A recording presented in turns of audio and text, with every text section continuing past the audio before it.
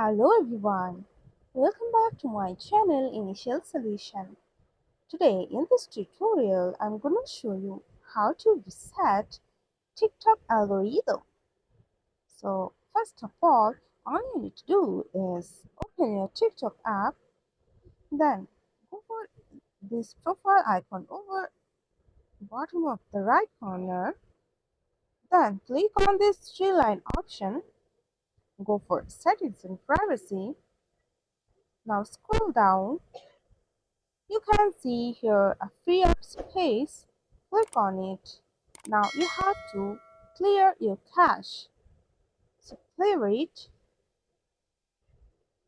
and